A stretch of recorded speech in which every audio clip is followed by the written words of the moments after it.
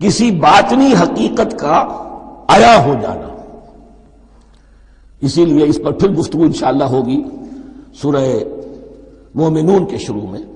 لیکن یہ کہ فلاح پانے والے، کامیاب ہونے والے اصل میں یہی لوگ ہیں.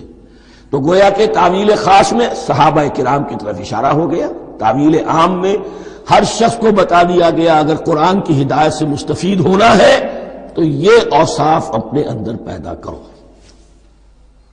اب دوسرا گروہ، ان الذین کفروا سواء علیہم انذرتہم ام لم تنذرہم لا یؤمنون. یقیناً جن لوگوں نے کفر کیا، اور یہاں مراد کیا ہے؟ جو کفر پر اڑ گئے ہیں. اس کو ہم تعویل عام میں نہیں لے سکتے، اس لیے کہ اگر تو ہم اس کو عام میں لے لیں گے تو اس کے معنی تو یہ ہوں گے جس شخص نے کسی وقت کفر کیا اب وہ ہدایت پر آ ہی نہیں سکتا. نہیں، یہ بات نہیں ہے. کوئی کفر میں ہے، وہ غالطے کی بنا پر ہے، عدم توجہی کی بنا پر ہے، حق اس پر واضح نہیں ہوا ہے اس لیے ہے، تو آپ اسے سمجھائیں گے، انذار و تبشیر سے اسے فائدہ ہو جائے گا، واعظ و نصیحت سے فائدہ ہو جائے گا. ایک وہ ہے کہ جو حق کو سمجھ کر پہچان کر اور پھر اڑ گئے، ضد کی وجہ سے، ہٹ دھرمی کی وجہ سے، تعصب کی وجہ سے، تکبر کی وجہ سے، حسد کی وجہ سے. ان الذین کفروا، ایسے لوگوں کا معاملہ کیا ہے؟ سواء علیہم انذرتہم ام لم تنذرہم لا یؤمنون. برابر ہے ان کے لیے، خواہ آپ انہیں سمجھائیں خواہ نہ سمجھائیں، ڈرائیں نہ ڈرائیں، انذار فرمائیں نہ کریں. لا یؤمنون، وہ ایمان لانے والے نہیں. وہی بات جو میں نے کہی تھی کہ سوتے کو جگایا جا سکتا ہے، جاگتے کو کیسے جگائیں. ختم اللہ علی قلوبہم وعلی سمعہم وعلی ابصارہم غشاوہ. ان کے دلوں پر اللہ نے مہر کر دی ہے. کیوں کر دی ہے؟ یہ ابتداء مہر نہیں ہوئی، جب حق کو پہچان کر انہوں نے رد کر دیا، اس کی پاداش میں، اس کی سزا کے طور پر. ختم اللہ علی قلوبہم، اللہ نے ان کے دلوں پر مہر کر دی ہے. وعلی سمعہم، اور ان کی سماعت پر بھی، وعلی ابصارہم غشاوہ، اور ان کی آنکھوں کے سامنے پردہ پڑ چکا ہے. یہ مضمون سورہ یاسین کے شروع میں پھر آئے گا بہت شرح و بسط کے ساتھ. وَلَهُمْ عَذَابٌ عَظِيمٌ، اور ان کے لیے تو اب بہت بڑا عذاب ہے. یہ دوسرا گروہ ہو گیا. ایک رکوع میں دو کو سمیٹ لیا گیا، کل ابھی 7 آیتیں ہوئی ہیں.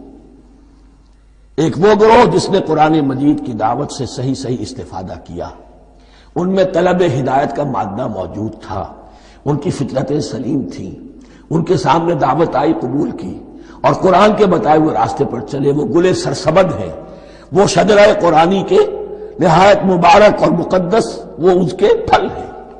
ایک گروہ وہ ہے جس نے حق کو پہچانا لیکن اس کو رد کر دیا اپنے تعصب یا ہٹ درمی کی وجہ سے. ان کا ذکر آ گیا بہت اختصار کے ساتھ، اس لیے کہ ان کا ذکر آپ کو بہت تفصیل سے مکی صورتوں میں ملے گا. اب آیا تیسرا گروہ، وَمِنَ النَّاسِ، اور لوگوں میں کچھ ایسے بھی ہیں، مَن يَقُولُ آمَنَّا بِاللَّهِ وَبِالْيَوْمِ الْآخِرِ وَمَا هُم بِمُؤْمِنِينَ، جو کہتے تو یہ ہے کہ ہم ایمان رکھتے ہیں اللہ پر بھی اور یوم آخر پر بھی، مگر وہ حقیقت میں مومن نہیں ہے. یہاں ایک بات سمجھ لیجئے، اکثر اور بیشتر مفسرین نے اس تیسری کیٹیگری کے بارے میں یہی رائے قائم کی ہے کہ یہ منافقین مذکور ہیں یہاں، اگرچہ لفظ منافق یا لفظ نفاق نہیں آیا یہاں. لیکن مولانا میرا اصلاحی صاحب نے ایک رائے ظاہر کی ہے جو بڑی قیمتی ہے. وہ یہ کہ یہاں ایک کردار کا نقشہ کھینچ دیا گیا ہے. غور کرنے والے غور کر لیں، دیکھ لیں، جس پر بھی وہ چسپاں ہو جائے. اور بالفعل جب یہ آیات نازل ہو رہی تھیں تو دو طبقات پر یہ کردار نگاری جو ہے، یہ جو شخصیت کا ہیولہ کھینچا جا رہا ہے، وہ دو کے اوپر راست آ رہا تھا. ایک علماء یہود، وہ بھی کہتے تھے کہ ٹھیک ہے محمد جو کہہ رہے ہیں، ہم بھی اللہ کو مانتے ہیں، آخرت کو بھی مانتے ہیں، اسی لیے یہاں رسالت کا ذکر نہیں ہے. بھئی ہم محمد ہی کو نہیں مانتے نا صلی اللہ علیہ وسلم، باقی اگر 1.25 لاکھ نبی آئے ہیں تو باقی 1.25 لاکھ کو تو ہم مانتے ہیں. ایک محمد کو نہیں مانا، ایک عیسیٰ کو نہیں مانا، بس. تو ہمیں بھی مانا جانا چاہیے کہ ہم بھی مسلمان ہیں. ایک یہ ان کی رائے ہے، اور واقعہ یہ ہے کہ یہاں اس طریقے کا تذکرہ ہو رہا ہے کہ جس سے ان کا کردار بھی جھلک رہا ہے، روح سخن ان کی طرف جا رہا ہے. مجھے یاد ہے اپنی 10ویں جماعت کے زمانے میں دہلی میں نے دیکھا تھا کہ ناٹ سرکس وہاں کا ایک بڑی مارکیٹ ہوتی تھی.